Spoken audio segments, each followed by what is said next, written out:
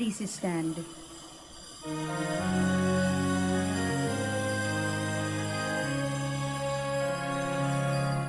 Masaya nating ipanhanda ang pagdating ng marurugos tagapagligtas natin.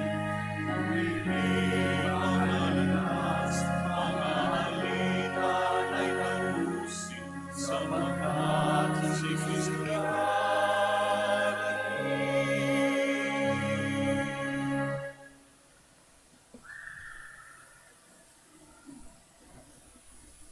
In the name of the Father, and of the Son, and of the Holy Spirit. Amen.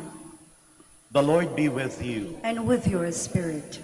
My dear friends, good morning and welcome to the Shrine of Our Lady of Manaoag. The example of Mary and Elizabeth challenges us to respond with joy and generosity.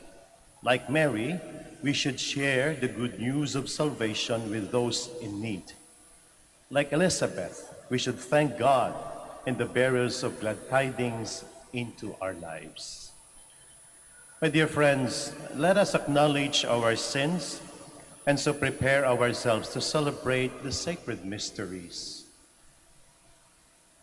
Have mercy on us, O Lord. For we have sinned against you. Show us, O Lord, your mercy. And grant us your salvation. May Almighty God have mercy on us, forgive us our sins, and bring us to everlasting life. Amen.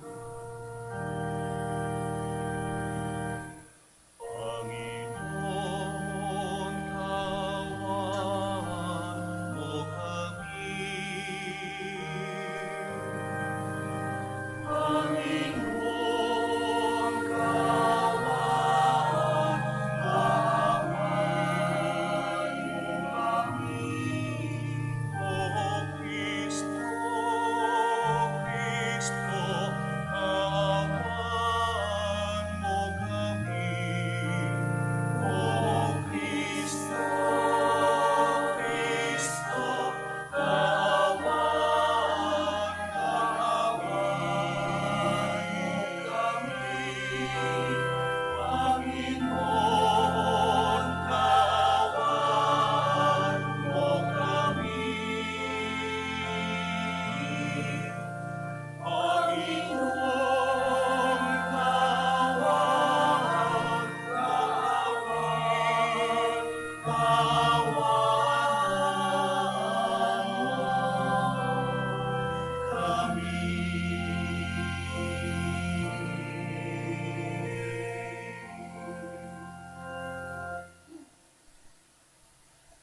Let us pray.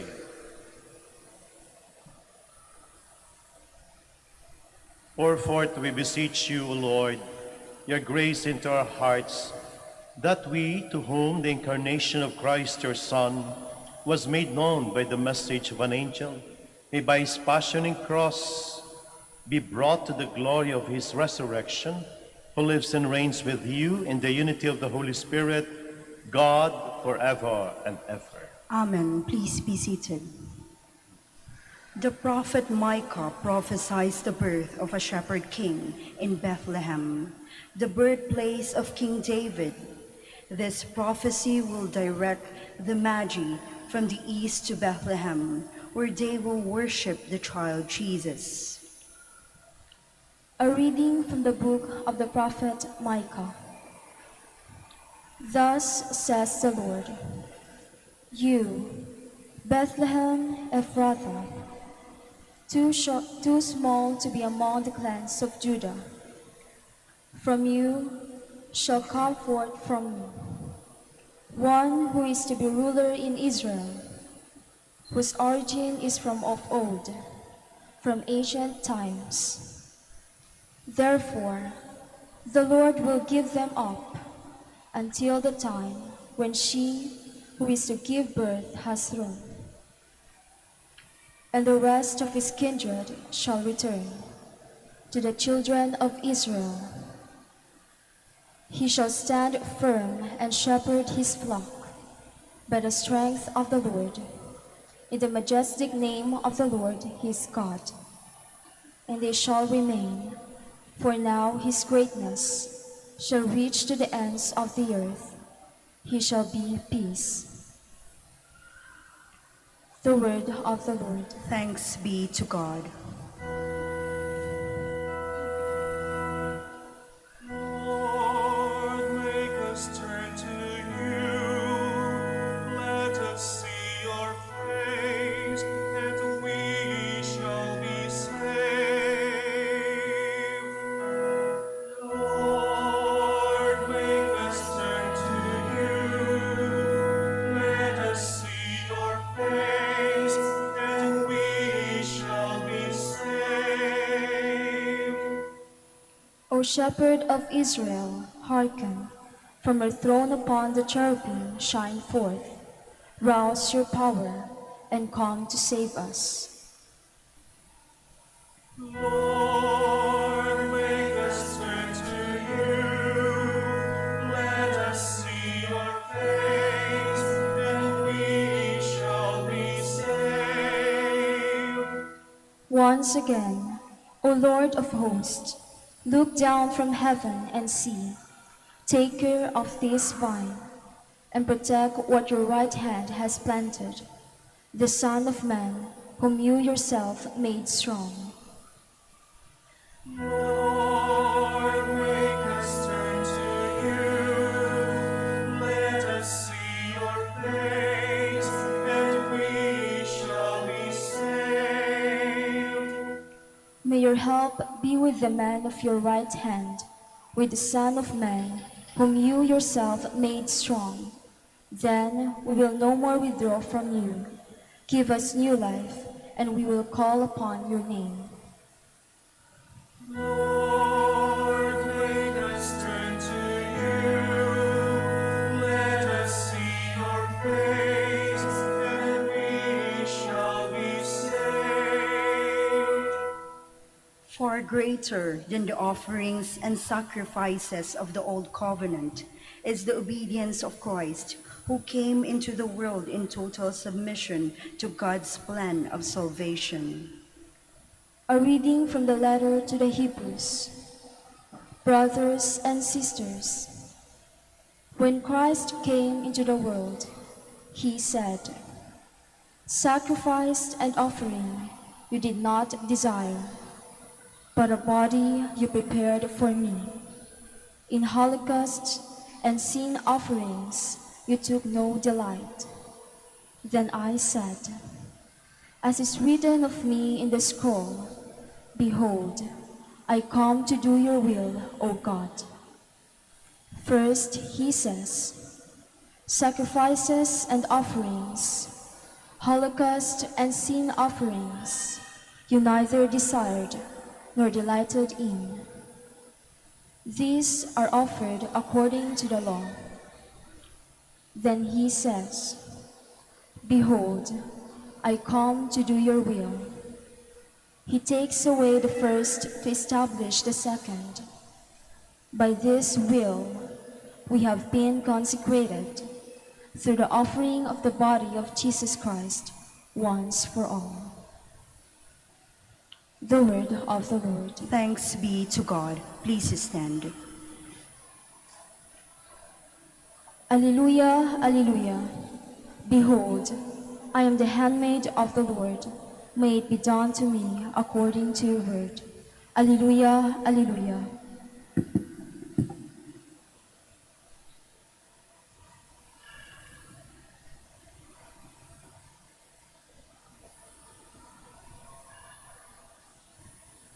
The Lord be with you. And with your spirit. A reading from the Holy Gospel according to Luke. Glory to you, O Lord. Mary set out and traveled to the hill country in haste to a town of Judah, where she entered the house of Zechariah and greeted Elizabeth. When Elizabeth heard Mary's greeting, the infant leaped in her womb, and Elizabeth, filled with the Holy Spirit, cried out in a loud voice and said, "Blessed are you among women, and blessed is the fruit of your womb." And how does this happen to me, that the mother of my Lord should come to me? For at the moment the sound of your greeting reached my ears, the infant in my womb leapt for joy. Blessed are you who believe that what was spoken to you by the Lord should be fulfilled. My dear friends, the Gospel of the Lord. Praise to you, Lord Jesus Christ. Please be seated. Sa ating mga pagbasa sa mga nakaraang araw, binibigyan din natin ang kahalagahan ng pagiging matapang, ang pagkaroon ng sapat na pagtitiwala sa Diyos upang hindi madala sa takot at pangamba. Narinig natin sa Jeremias, halimbawa, isang propeta, ang kanyang pangako. Sabi niya, maghahari ang katarungan sa kanyang panahon at ang kaganapan ng kapayapaan magpakailanman. Inilista natin ang lahat ng mga dahilan kung bakit ang pangamba at takot ay bumabalot sa lipunan natin ngayon. Alam naman natin may banta ng terorismo, mayroon ding problema sa kalikasan o environment, and above all, nakakatakot na Omicron, another level or variant of COVID-19. At marami pa daw ang darating na variants. Nakakatakot dahil hindi natin alam hanggang kailan. Ngunit sa kabila ng mahabang listahang ng takot, higit na lamang at higit na makapangyarihan ang pag-asang dulot ng pangako ng Diyos. Darating ang mga araw kung kailan uusbong ang makatarungang sanga na namumuno ng may katalinuhan at karunungan, maliligtas si Juda at ang bayang Israel ay mabubuhay sa katiwasayan. Darating ang araw na hindi na tayo matatakot. Ito ang malimit na pasimula sa pangako ng mga propeta. Ang mga araw na tinaguri ang araw ni Yahweh. Ang araw na nilikha ng Panginoon na isang kaloob ng Diyos. The reign of God will prevail. Darating ang mga araw, isang mahalagang katotohanan sa likod nito. Nagsimula na ang pangako, ngunit hindi ito nakapako. Makamit natin ang katuparan at kalubusan nito, ito ang diwa ng panahon ng pagdating ng Advento. Diwa ng paghintay na tigib ng pag-asa. Ngunit sa kabila ng lahat, mga kapatid, marami tayong pangamba. Takot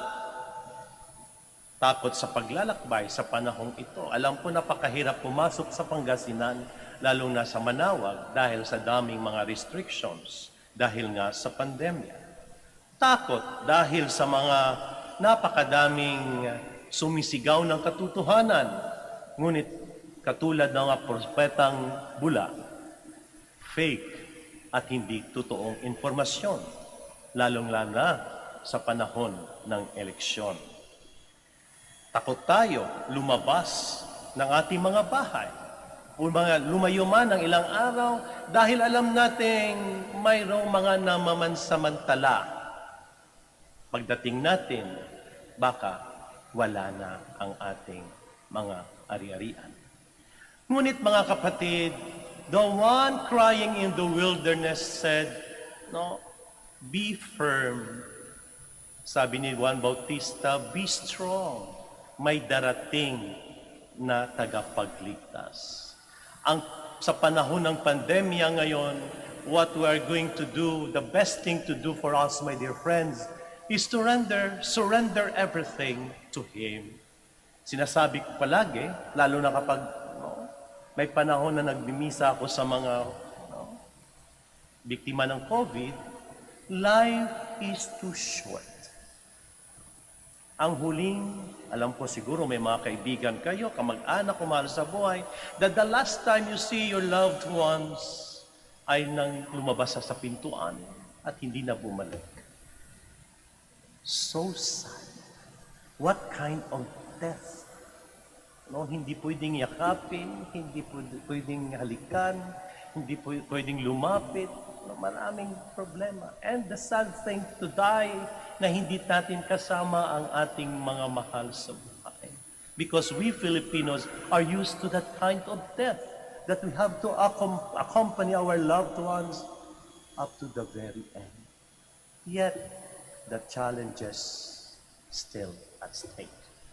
So, my dear sisters and brothers, Emmanuel, God is with us. Few days from now, we'll be celebrating His birthday, and I hope and pray that upon surrendering everything to the Lord and trust everything to the Lord is this time of pandemic, the best thing for us, alam ko, sabi ko nga, napakahirap pumunta dito sa labanan ng mahal na ina. Ang hamon sa atin ni Maria, that Maria, the example of Mary and Elizabeth, challenges us to respond with joy and generosity. Like Mary, we should share the good news of salvation with those in need. Mga taong nawawala na ng pananampalataya, lalong-lalo na sa tagal na mga lockdowns, mga restrictions, walang trabaho. It seems that they have been crying, may Diyos ba talaga? And they've been asking, some of them, nawawala na ng pananampalataya. Dahil gutom, at walang trabaho at sobra ang hirap sa buhay. We share to them the good news of the Lord. Like Elizabeth, we should thank God and the bearers of the glad tidings into our joy. Sabi ko palagi, lilipas din ang lahat na ito. Hold firm, mawala ng pag-asa, and let us read ano ba talaga ang mensahe ng Panginoon para sa ating lahat. Yes, I'm sure, for almost 2 years that we have experiencing this, we learned a lot of things. Starting from the family, you have more time with one another, with your children. At the same time, dahil masyado tayo siguro malapit sa ating mga mahal sa buhay, lalong-lalo na sa ating friends and relatives, sabi ng Panginoon, let us distance themselves. Hindi natin kahalagahan ng bawat isa, ang bawat presensya ng bawat isa. And at the same time, Lord is trying to deepen us, to challenge us, hanggang saan ang pananampalataya, ang pananalig sa akin. So my dear friends, I hope and pray that when we go out from this shrine of Our Lady of Manaoag, instead of negative vibes, let's share the good news of salvation. The child leaped in her womb when she was greeted by Mary. Elizabeth, what is great joy? Sino ba ako na bisitahan at bigyan ng panahon ng ina ng ating tagapagligtas? In the name of the Father, and of the Son, and of the Holy Spirit. Amen. Let us now profess our faith. Please stand. I believe in one God, the Father Almighty, maker of heaven and earth, of all things visible and invisible. I believe in one Lord Jesus Christ, the only begotten Son of God, born of the Father before all ages. God from God, light from light, true God from true God, begotten not made, consubstantial with the Father. Through him all things were made. For us men and for our salvation, he came down from heaven, and by the Holy Spirit was incarnate of the Virgin Mary and became man. For our sake he was crucified under Pontius Pilate. He suffered death and was buried, and rose again on the third day in accordance with the Scriptures. He ascended into heaven and is seated at the right hand of the Father. He will come again in glory to judge the living and the dead, and his kingdom will have no end. I believe in the Holy Spirit, the Lord, the giver of life, who proceeds from the Father and the Son, who with the Father and the Son is adored and glorified, who has spoken through the prophets. I believe in one holy, Catholic, and Apostolic Church. I confess one baptism, The forgiveness of sins. and I look forward to the resurrection of the dead and the life of the world to come. Amen. Let us ask the Father to give us a welcoming heart, ready to prepare the way of our Savior Jesus Christ, who alone can give us the fullness of joy and peace. With confidence we pray, Lord, hear our prayer. Lord, hear our prayer. Like Mary, who brought joy to her cousin Elizabeth, may the Church, the people of God, be bearers of glad tidings to the hopeless, the lonely, the sick, the suffering, and the victims of all forms of injustices. We pray. Lord, hear our prayer. May our government leaders be sensitive to the needs of the people they promise to serve, and be promoters of justice, peace, and love. We pray. Lord, hear our prayer. May all of us respect and defend the rights of the unborn, be sensitive to the situation of pregnant women, and provide better opportunities for the youth. We pray. Lord, hear our prayer. May all families in the world possess a spirit of unity amidst the crisis brought about by the pandemic. May they be more supportive, understanding, and forgiving to each other. We pray. Lord, hear our prayer. May our departed brothers and sisters be cradled by the love and joy that is brought about by God's eternal presence. We pray. Lord, hear our prayer. Let us pray for the urgent concerns of our community and our personal intentions.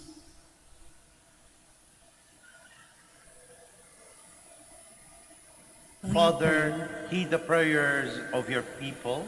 Strengthen our weak knees and fickle hearts, that we may receive you with joy and renewed strength. We ask this through Christ our Lord. Amen. Please be seated.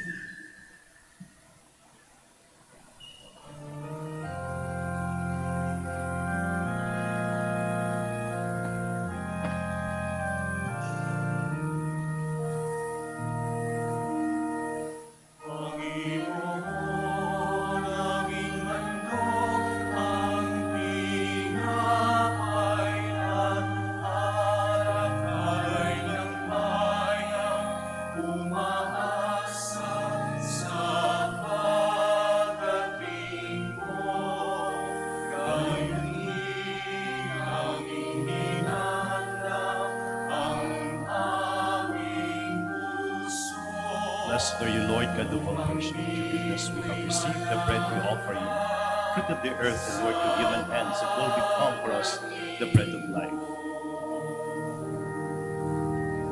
Panginoon, aming handog, ang pinapailan, alay ng bayan, umaasa sa pagdating mo. Gayon din aming hinahanda, ang Blessed are you, Lord God of all creation, for through your goodness we have received the wine we offer you. Fruit of the vine and work of human hands, it will become our spiritual strength.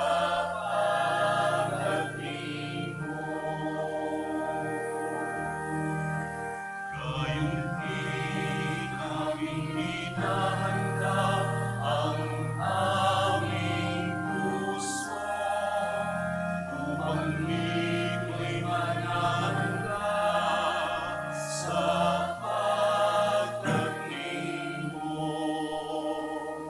Please stand.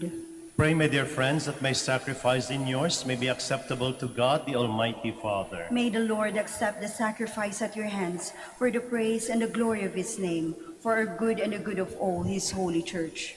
May the Holy Spirit, O Lord, sanctify these gifts laid upon your altar, just as he filled with his power the womb of the Blessed Virgin Mary, through Christ our Lord. Amen. The Lord be with you. And with your spirit, Lift up your hearts. we lift him up to the Lord. Let us give thanks to the Lord our God. It is right and just. It is truly right and just, our duty and our salvation, always and everywhere, to give you thanks, Lord, Holy Father, Almighty and eternal God, through Christ our Lord.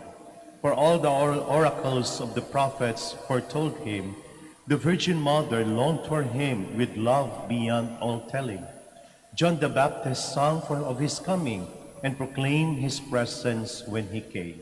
It is by his gift that already we rejoice at the mystery of his nativity, so that he may find us watchful in prayer and exultant in his praise. And so, with angels and archangels, with thrones and dominions, and with all the hosts and powers of heaven, we sing the hymn of your glory, as without end we acclaim.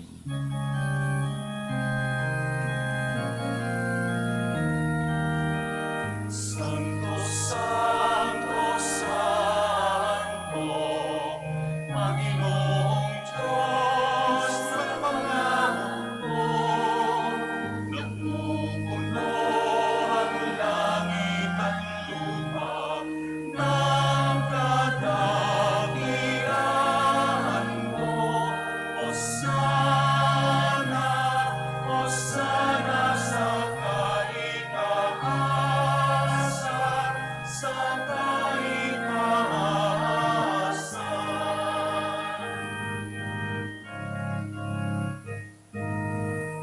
Pinagpalang naparirito sa ngalan ng Panginoon. Hosana, Hosana sa kaitaasan, sa kaitaasan, sa kaitaasan. Please kneel. You are indeed holy, O Lord, the fount of all holiness. Make holy, therefore, these gifts, we pray, by sending down your Spirit upon them like the dew fall, so that they may become for us the body and blood of our Lord Jesus Christ. At the time he was betrayed and entered willingly into his passion, he took bread and giving thanks, broke it and gave it to his disciples, saying, "Take this, all of you, and eat of it, for this is my body, which shall be given up for you."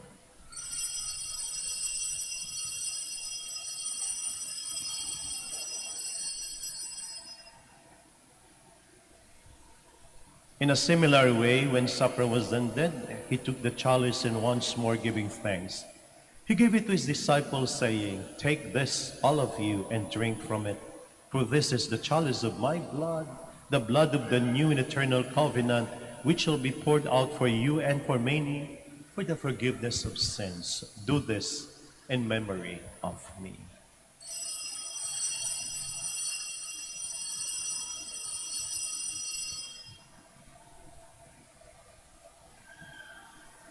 The mystery of faith. When we eat this bread and drink this cup, we proclaim your death, O Lord, until you come again. Therefore, as we celebrate the memorial of his death and resurrection, we offer you, Lord, the bread of life and the chalice of salvation, giving thanks that you have held us worthy to be in your presence and minister to you.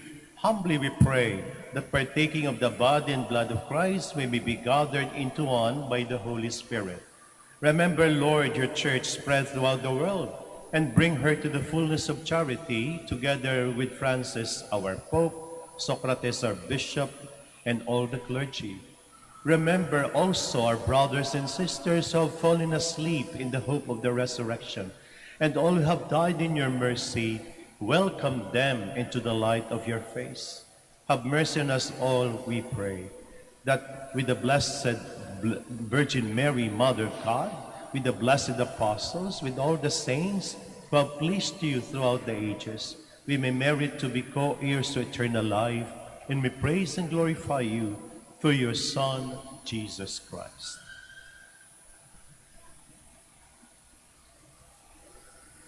Through him, and with him, and in him, O God, Almighty Father, in the unity of the Holy Spirit, all glory and honor is yours forever and ever.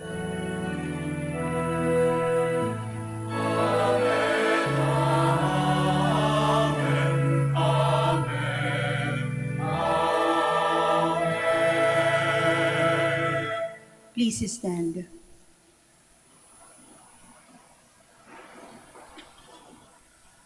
At the Savior's command and formed by divine teaching, we dare to say,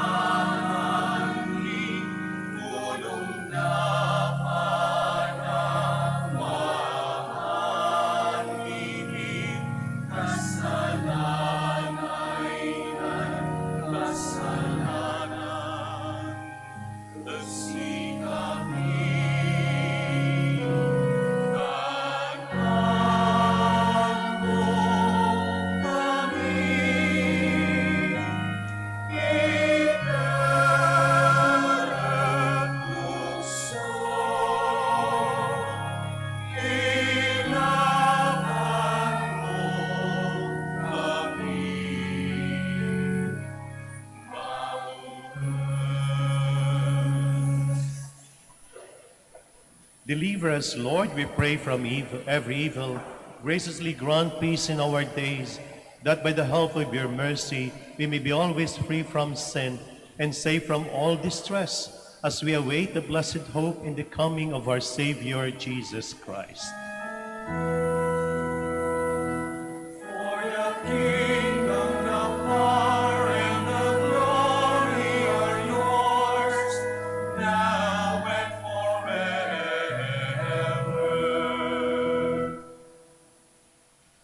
Lord Jesus Christ, who said to your apostles, "Peace I leave you, my peace I give you," look not on our sins, but on the faith of your church, and graciously grant her peace and unity in accordance with your will, who live and reign forever and ever. Amen. The peace of the Lord be with you always. And with your spirit. Gaya ng nabanggit ko, mga kapatid, life is too short. Kaya mga kapatid, habang buhay pa tayo, magbigayan tayo ng kapayapaan at kapatawaran sa bawat isa. Peace be with you.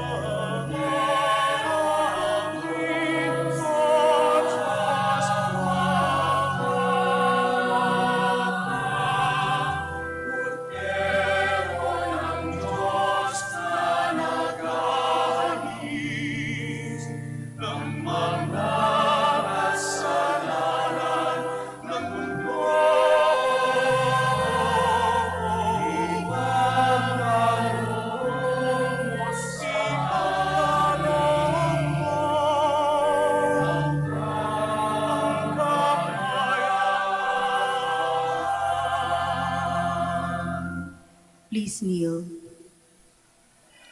Behold the Lamb of God, behold him, who takes away the sins of the world. Blessed are those called to the supper of the Lamb. Lord, I am not worthy that you should enter under my roof, but only say the word, and my soul shall be healed.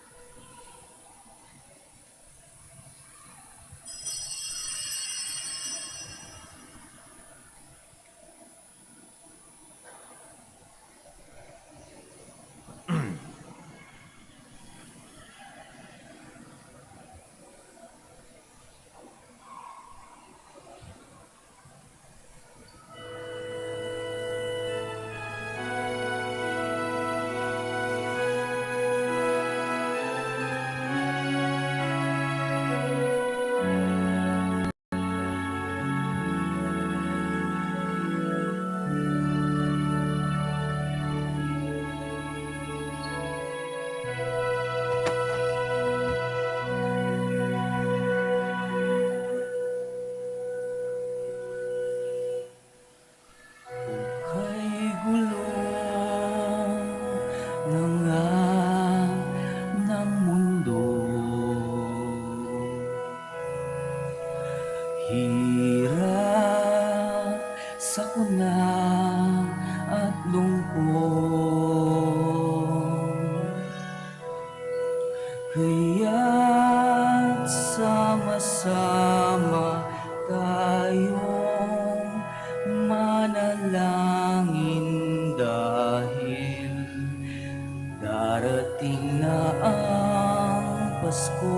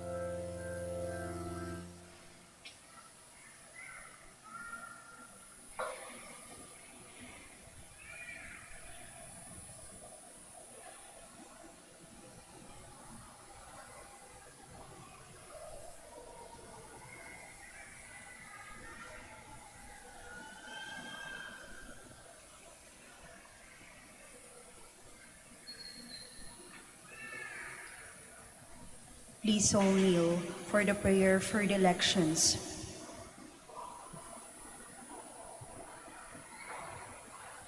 Let us pray that the forthcoming national and local elections may truly reflect the will of the Lord who guides us the destinies of nations. Let us pray together.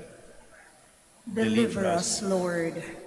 From coercion, intimidation, violence, and terrorism, Deliver us, Lord. from dishonesties, lies, and all distortion of truth, Deliver us, Lord. from bribery, graft, and all conspiracy for fraud, Deliver us, Lord. from gullibility to the deceptive and blindness of perspective, Deliver us, Lord. from threats, intimidation, and perverse language. Deliver us, Lord. Let's pray together. Hear us, Lord. That conscience may always be our ultimate norm, Hear us, Lord. that the common good may always be our highest goal, Hear us, Lord. that human dignity may be respected all the time, Hear us, Lord. that the poor and the weak may always have the priority, Hear us, Lord. that care for creation may never be ignored, Hear us, Lord. that solidarity may guide the path of peace and development, Hear us, Lord. that genuine fear of God and love of neighbors may guide those who seek public office. Hear us, Lord.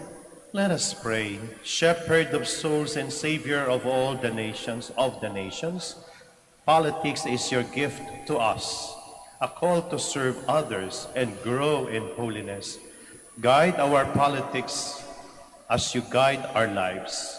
May our political engagement for voters and candidates bring glory to your loving name and help us grow in holiness forever and ever. Amen. Please stand.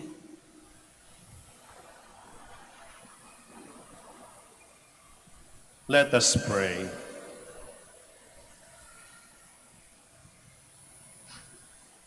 Having received this pledge of eternal redemption, we pray, Almighty God, that as the feast day of our salvation draws ever nearer, so we may press forward all the more to the worthy celebration of the mystery of your Son's nativity, who lives and reigns forever and ever. Amen. The Lord be with you. And with your spirit. Bow down for blessing. May the Almighty and merciful God, by whose grace you have placed your faith in the first coming of his only begotten Son, and yearn for his coming again, sanctify you by the radiance of Christ's advent, and enrich you with his blessing. Amen. As you run the race of this present life, may he make you firm in faith, joyful in hope, and active in charity. Amen. So that, rejoicing now with your devotion at the Redeemer's coming in the flesh,